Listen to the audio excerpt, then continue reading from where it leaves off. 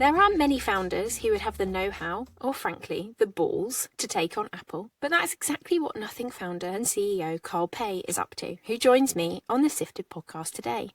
And 5 years in, he's not slowing down. Nothing, which makes smartphones and earpods at a much more affordable price point than Apple, has now shipped millions of units and crossed $1 billion in sales. It also raised $200 million in September, hitting a $1.3 billion valuation, and unveiled plans to make AI-native devices and apps, all topics we'll be diving into on this podcast. Carl, welcome to the show. Thanks for having me. It's great to be here. So you're working on AI-native devices. Why is the good old smartphone not up to scratch in the AI era? The smartphone is still great. It's the product we use the most every day. I think on average, depends on the region. Like here in Europe, we'll use it for about 4 hours a day. In some parts of the world, 6 hours a day. So it's definitely not going away. People love their phones. But I believe that in the age of AI, soon people will realize that the more information you can feed into the system, the better response or output you get. And when that happens, and considering that the phone is not always going to be there for you, sometimes you're walking around in town or you're at a dinner, there will be a rise for new types of hardware devices that can help you capture more context. So I think that's going to be the driver. But even in this new world, the phone is still a pivotal part of it. And how do you go about figuring out what those new devices could be? What does that process look like in a company? What kind of research do you do to figure that out? Can you give us a hint of what you think those things are going to look like in the future? Yeah, I've been thinking about this a lot, and I believe we're in like a once-in-a-lifetime opportunity era for tech companies in general. And I think the first thing is that we have to admit to ourselves that we're not product geniuses. I think Steve Jobs was a product genius. He could imagine a new type of product, a new way of using a technology, and it will be a very high chance that it will be successful because they've done it so many times in the past. So I think the first step was just coming to terms with that we're not at that level. So then we have to find a plan B. So if you can't guarantee a hit product, then what is the next best thing you can do? And I think here I'm pretty inspired by software companies. Like sometimes you just don't know what to build. You test, right? And you make sure the experiments are relatively fast and relatively cost controlled, and you take a lot of user feedback, so you keep iterating based on how things work. I think that's the second best approach. Now, if we look at this industry and some other recent startup failures, either they spend too much money and too much time on one experiment that may or may not work, or they didn't, because like we're also shipping consumer products. Consumers have high expectations because they're paying their hard-earned money to buy a product. So it has to be fully functional. It can't be like a prototype that we sell to people. I think that's where we're also seeing some less successful companies make products recently. But how does it work prototyping when it's hardware? I feel like it's kind of easier and cheaper with software to try stuff and fail and pivot fast. How do you kind of control that when you actually need to build a thing that works? I think if you come from a very big environment like Apple, you're used to having a big team and a lot of resource. As an example, like they have a lot of PhDs. Even on a single component, they might put a PhD on it just to make sure it's like as good as possible. And that's how they deliver such high quality products. But if you're a startup, you can't really work that way. So you need to find a more flexible way of working. And I think that's the world we come from. I've spent 10 years of my life in Shenzhen, and that's where I got to learn how to make hardware, be close to the supply chain, make prototypes quickly. So I think it comes from a different way of working, a different mindset to begin with. And then tactically, there's a lot of things we can do. Like we do, so here in London, we have our design studio, which designs all our products worldwide. And we have a workshop attached to it. It's got a lot of machines. So it's very, like, as soon as you have an idea on the computer in the 3D CAD, you can make all types of prototypes from just foam prototypes to get a feel for the shape of something, if it makes sense or not, to more high fidelity prototypes like 3D prints or metal like cutting machines. So it's there's no easy answer, but it's cultural, but also there's a lot of tactics you can employ to do this. And can you give us any hints about what some of those devices might be, or some of the ones you've tried out and realised maybe aren't going to work for some reason? So my first kind of conclusion is we don't know. So if we don't know, then we have to try. So we have to try things quickly. You can see that the smart glasses are picking up steam now. I was very skeptical about smart glasses, but the Meta Ray-Bans are doing quite well this year. So I'm warming up to this idea as well. We already have smartwatches. I think there's a lot of other cool stuff we can do with smartwatches once they become more intelligent. We already have phones. There's a lot of stuff we can do on the phone. We also have like different form factors like pendants and all types of gadgets that we're prototyping. But the honest answer is we don't know. So we should not spend too much time on each product, not too much money. We should ship it to the market, be very close to our consumers and hearing the feedback, iterating until we find something successful, and then we, really go and make it big. Might we see something that isn't a phone or an earbud in the market from nothing next year? Most likely, yes. Can you give us any hints as to what it might be? We don't know yet. That's the honest answer. We have a few things we're exploring, but we haven't signed off anything.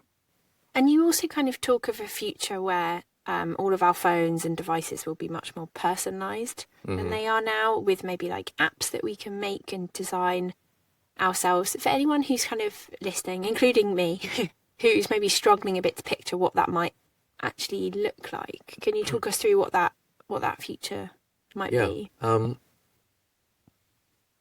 If you think about the modern operating systems, the one you're using on your computer or the ones we have on our phones, they are nice, they are easy to use, but fundamentally the user experience hasn't really changed for the last 20 years. It's more colorful now, the graphics are better, it's faster, but it's still folders and apps on your computer. It's still home screens, lock screens, full screen apps on the phone. And I feel it's almost time for something different, because ultimately technology should serve humans, and there should be a way to use these devices in a more efficient manner so that we can have it take care of more things for us in the background, things that are boring to us or tedious to us, so that we can focus on more like our passion projects or our creativity. So if you think about these products, they have a lot of context on you. You have your files, you have your contacts, you have your pictures, etc. But your different apps or software products, they don't really talk to each other.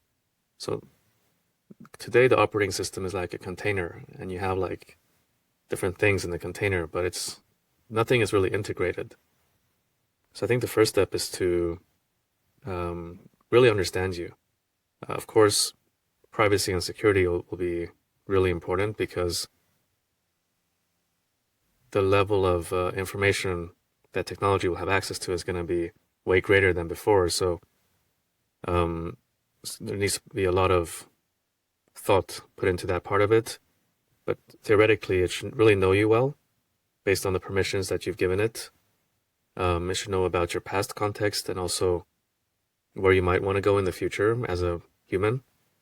And if it knows you really well, it should start being able to predict what you want to do. Because today the usage of these devices are quite manual. Like, we have to come up with an idea. Oh, I gotta write this email, or I gotta write this document. And then we go through multiple steps, multiple apps. Maybe we have a web browser open for research, and so it's still very manual.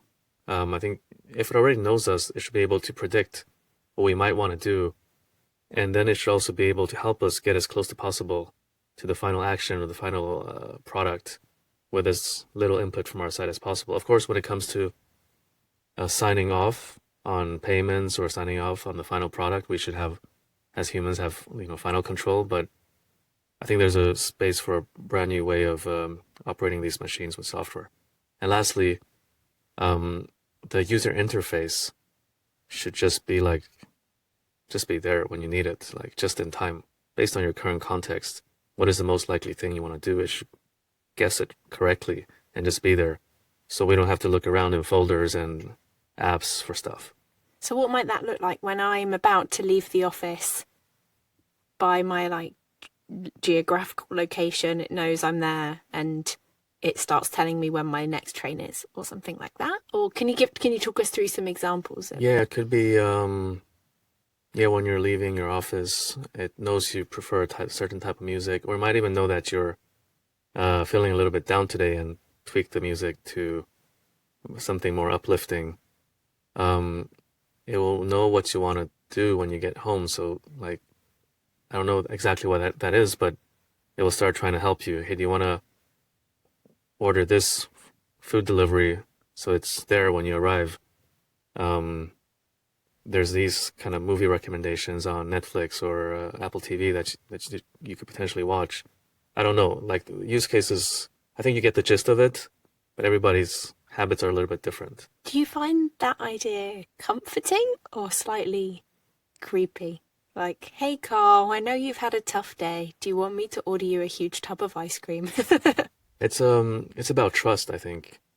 In the beginning, it will be way more manual, but as you trust it, if you take flights or travel booking as an example, it's quite expensive.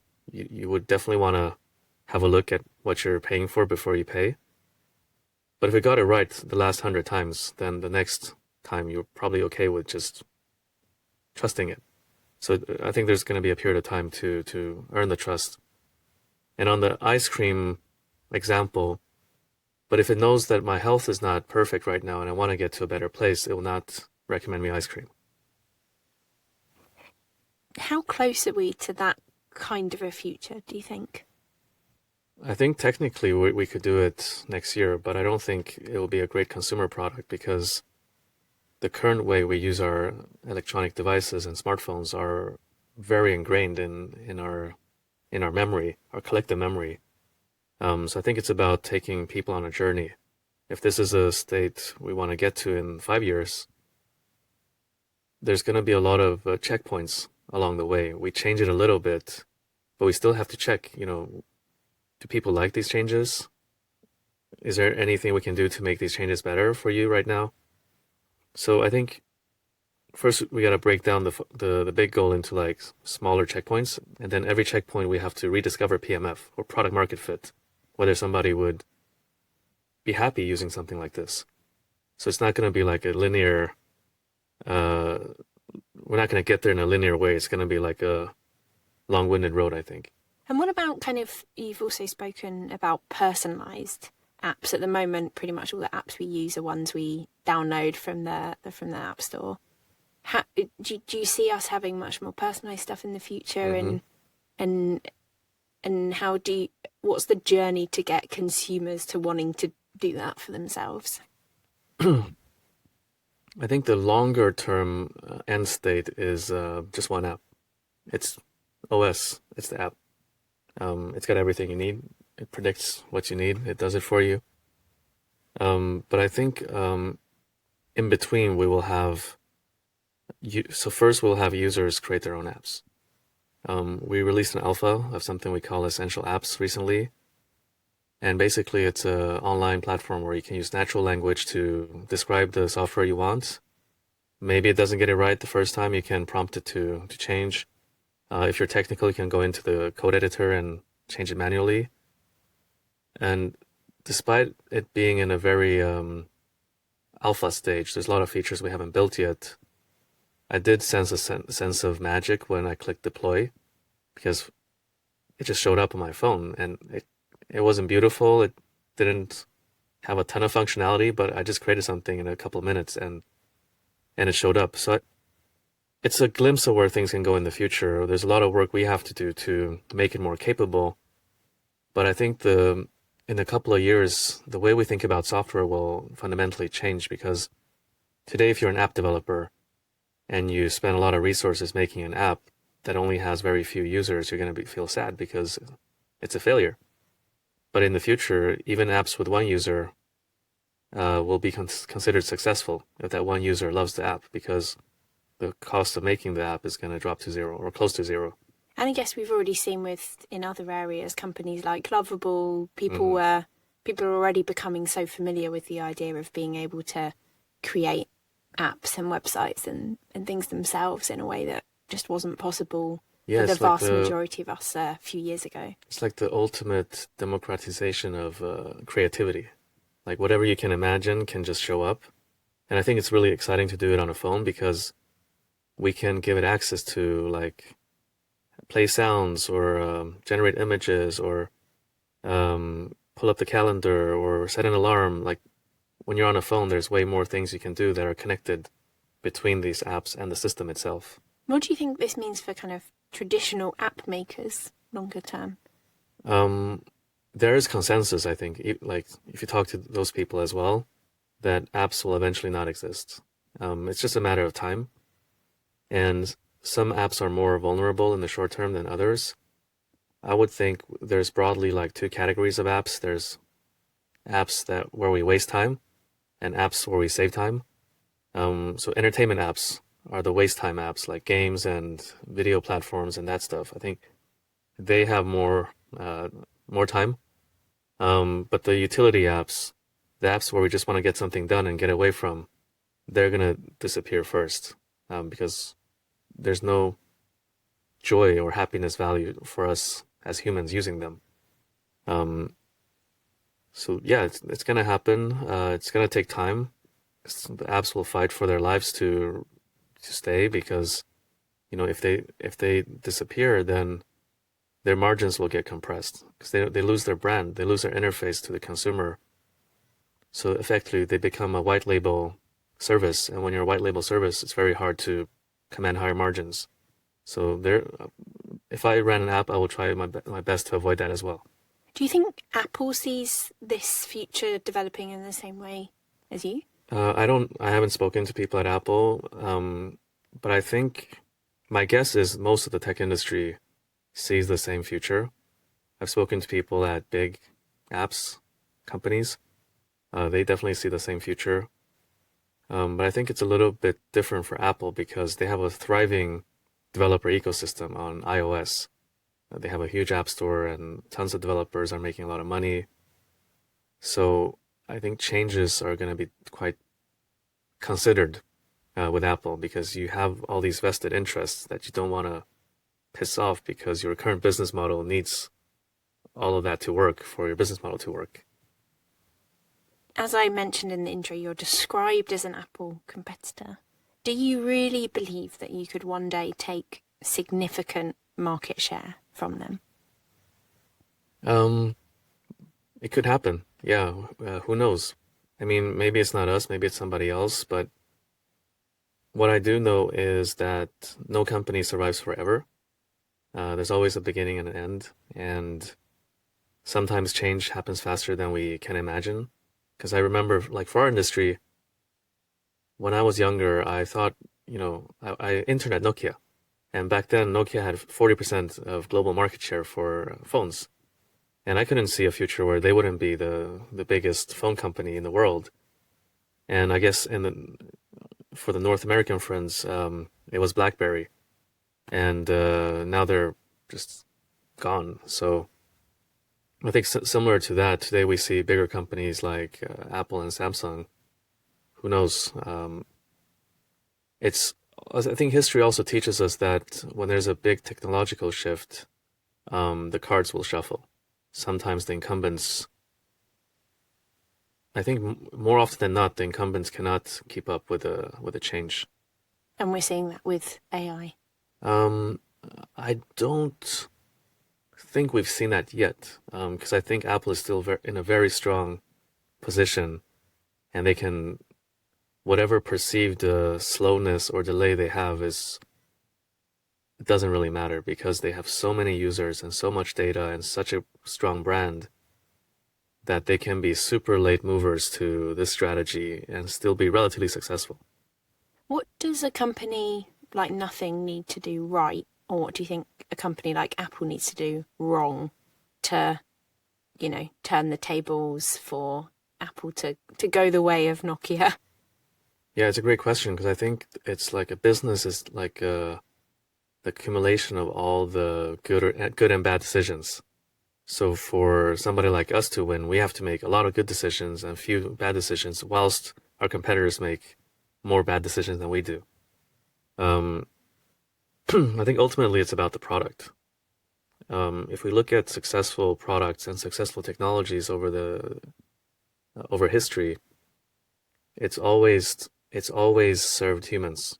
Technology has always enabled us to do more stuff that we couldn't do before. Even like ancient technology like the wheel, we could move things around more efficiently, or the steam engine, or the internet. Like it's always an enabler. So I think whoever can build products and technologies that enable humans the best will eventually win.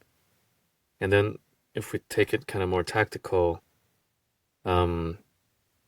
it's stuff I said earlier about, now we're moving from the known to the unknown with potentially new form factors in the horizon, not just for us, but for the entire industry.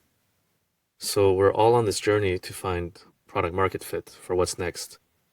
Speed is important. Being close to real users, consumers is very important. And controlling the cost of experimentation is important. But I also think beauty is quite important because if a product is more beautiful and if it's easy to use, that increases its chances of being successful. Are there particular markets, products, demographics where you think Nothing has a good chance of becoming a leader or, becoming one of the market leaders?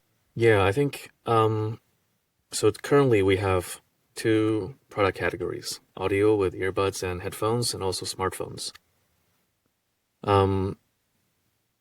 The audio business is growing really well. Like the CAGR is high, the growth rate is high.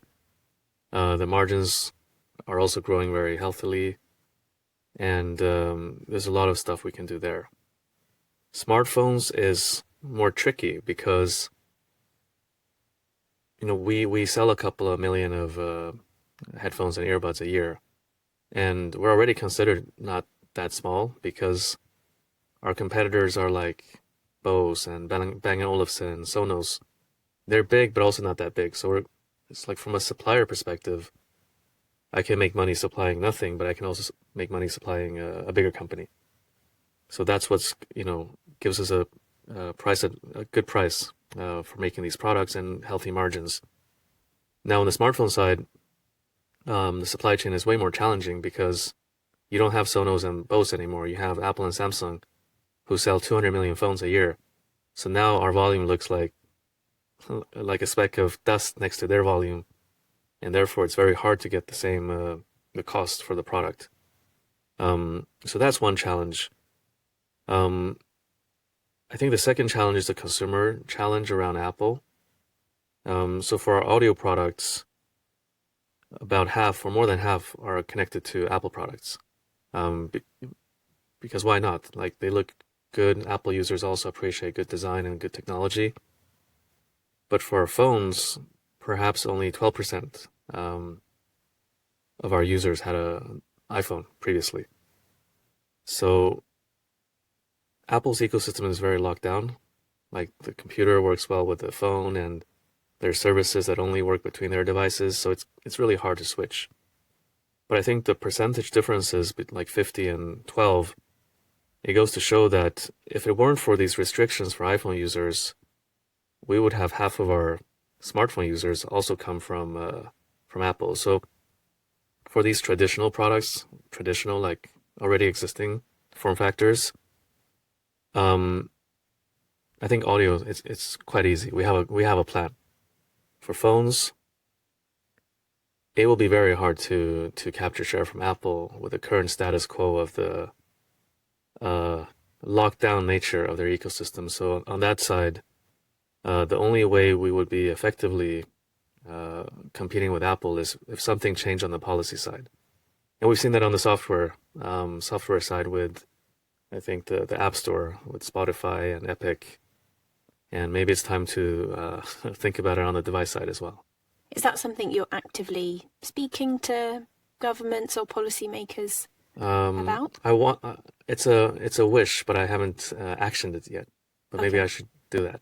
So it might be something in the future that you, on the competition side. Yeah. So these are like the current products, and then for new products, the playing field is way more even. It's let's see who's the most creative and who can capture the needs of the consumers the best.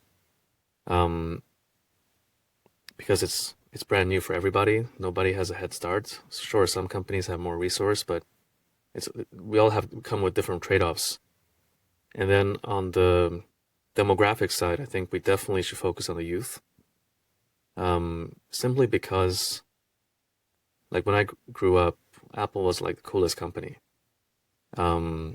So even now, when they're not that cool, I still remember them for being cool. So in my mind, they have a brand halo.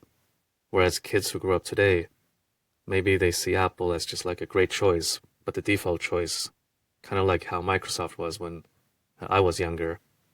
So they don't have the same love for the brand. So I think for us, it's way easier to target that user base, and which we're already seeing. Like we are the youngest in our industry by user base. The average age of our users is 26.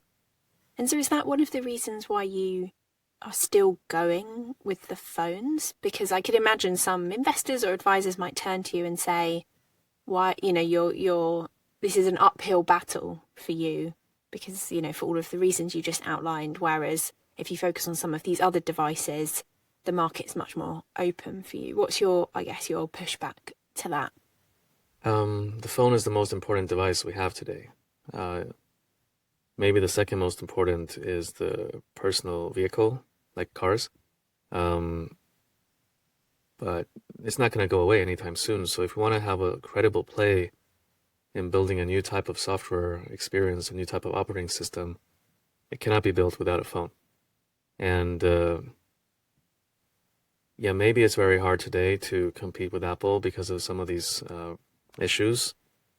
But if we're able to deliver the operating system that we kind of were envisioning earlier on in this conversation, if we make it better than the current way of using operating systems, I think that will make things a lot easier for us as well. So it's very strategic. We have to keep it. And we've spoken a lot about Apple, but as you mentioned earlier, you've also spent a lot of time working in China. Mm-hmm. How much time do you spend kind of looking at what's going on over there? Because I think we as Europe, we spend so much time paying attention to what's going on in American tech. And, when it comes to supply chains, when it comes to different kinds of innovation, there's so much to be learned from China that I think lots of companies are just paying no attention to. Yeah, I spend 1 week every 2 months in China because we have some of our supply chain there, some of our engineers there. Because like Shenzhen is very good at hardware, so it's a great place to be. Actually, I had a friend who was making like mechanical keyboards in the US, like very cool looking ones for gamers. And he asked me for business advice. I said, you should travel to Shenzhen. And he just texted me this morning saying, you're right, I'm here now. I realized I got scammed by my suppliers and I got scammed on my team here when I wasn't on the ground. Like he had a lot of margin challenges with his business. So I think it's definitely helpful to spend time there because over the past, 30 years, the hardware supply chain has really matured. Apple has played a big role in it, like training people up and building up the ecosystem. And it's faster than US, and it's cheaper and it's good quality. It'll be, yeah. If people are serious about business, they should spend some time in China. Do you see any sort of concerns around the geopolitical risk? Uh, I think I think being there and making products there and leveraging the supply chain, it should be fine. I think where there's risk is on the user data. Um, I think it's pretty sensitive, like with the TikTok situation with between U.S. and China, where it's all about where the data is housed, whether it's on U.S. servers or Chinese servers, and who can access the data, if it's U.S. employees or Chinese employees. I think hardware side, it's pretty fine. Like Apple makes hardware in China, Amazon like everybody does.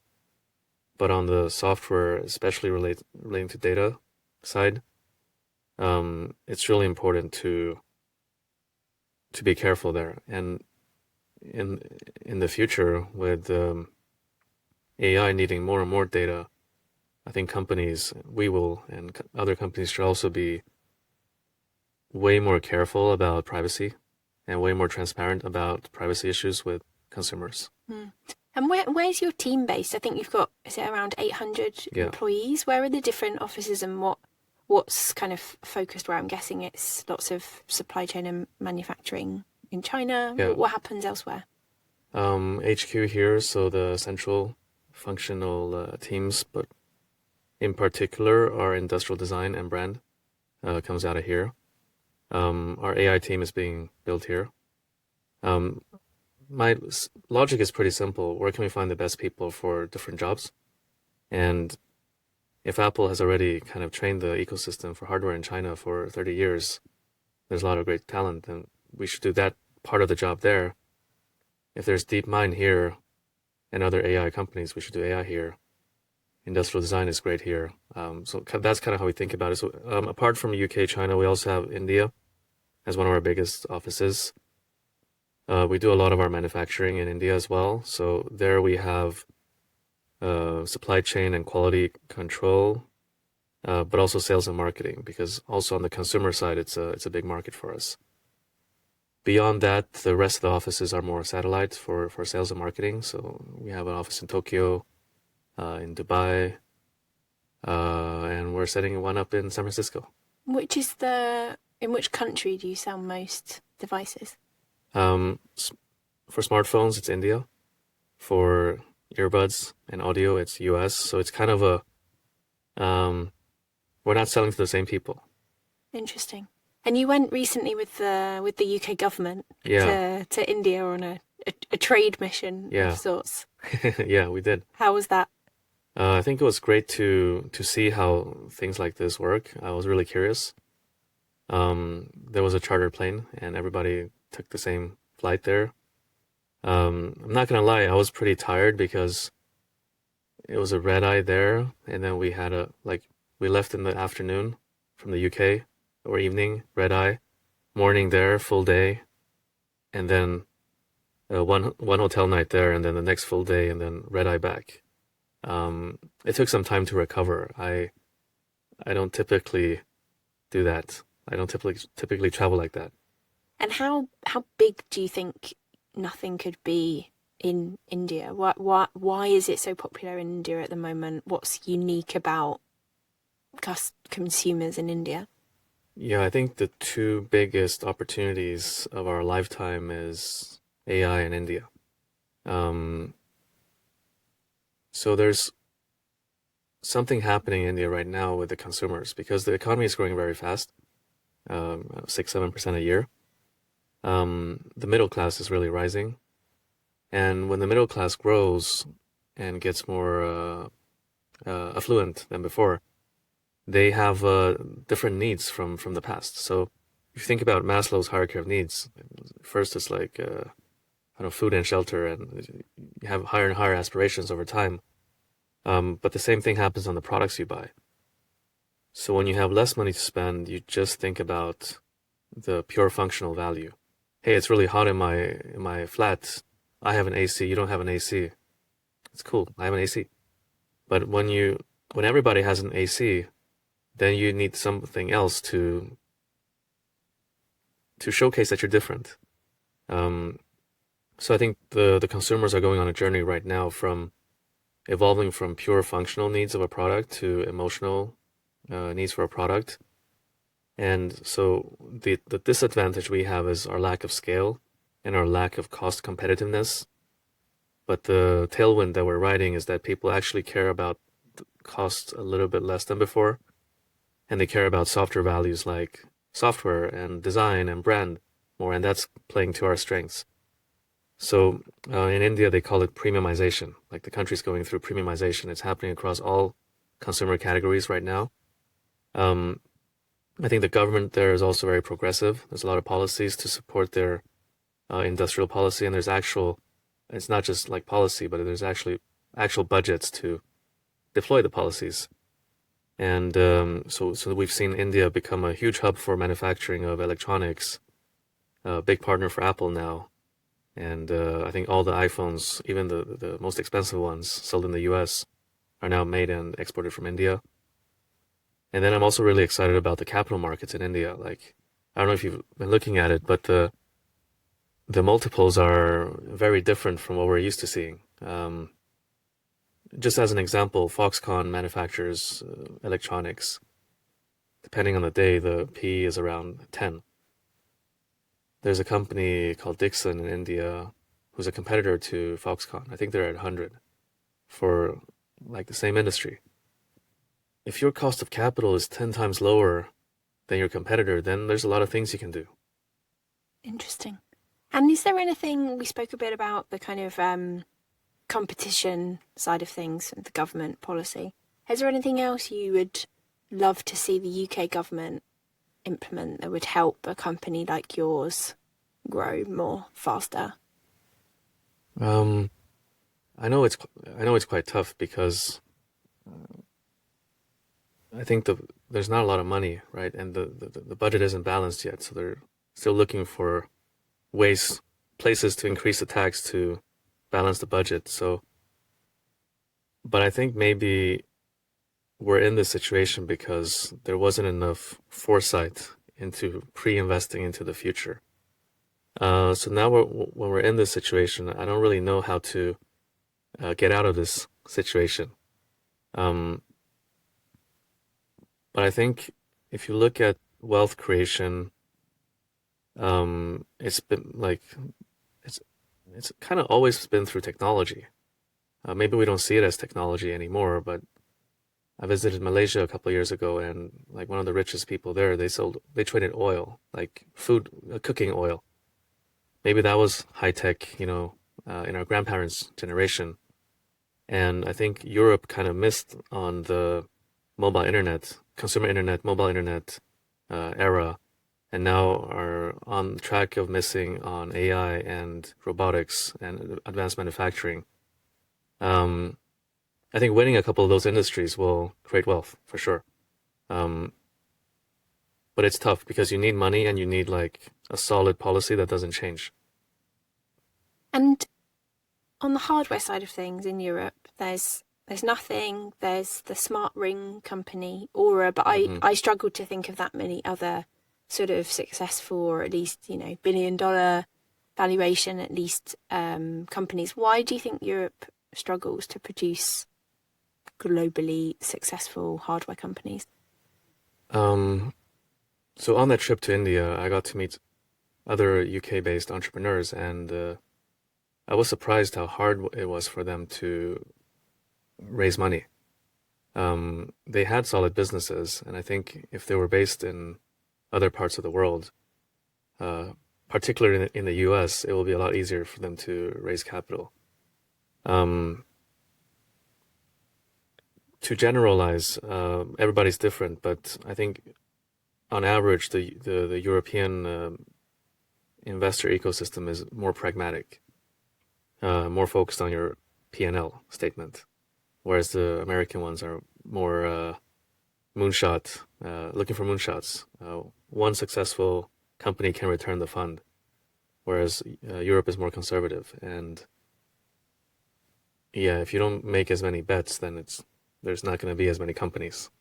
And what do you think you did right that meant big investors like Google Ventures took a punt on you I think it's like, so this is not the first time we do this or I do this. So having prior experience really helped. And we're really pragmatic about how we operate the business. Like, we have a big dream, we have a big vision, but we also need to be extremely pragmatic because in hardware, it's very easy to fail. And when you fail, the capex, like the investment is pretty significant.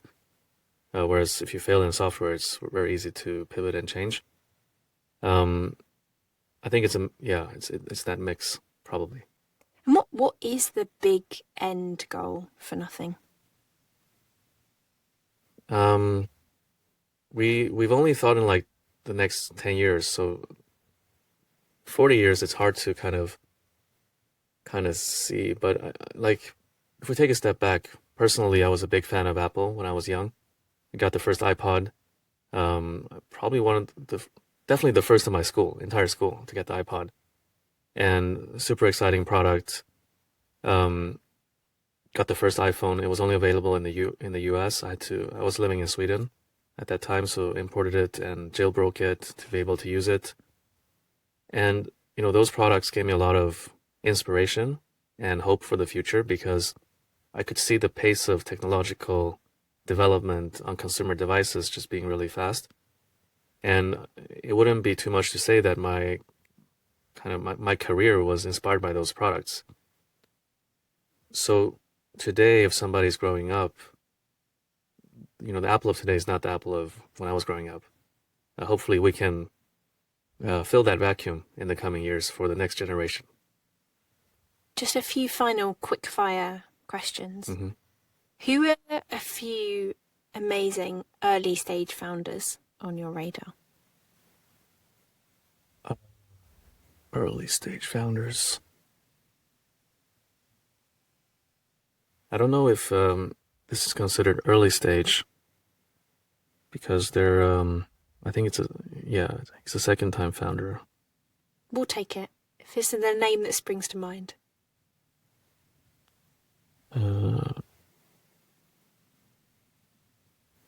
How do you pronounce this last name? I'm going to guess James DeCombe.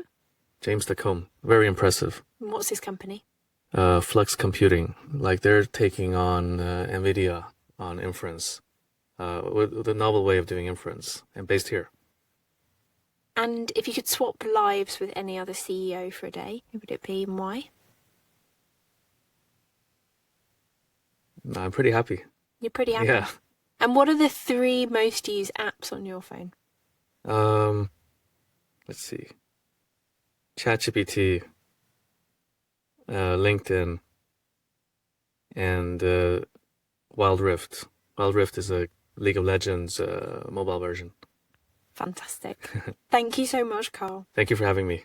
And that is all we have time for. Please keep listening weekly for more interviews with the movers and shakers of Europe's most fascinating tech businesses. Please rate, review and share this podcast if you enjoyed it. This podcast was produced by the wonderful Maya de Rampel Hornby.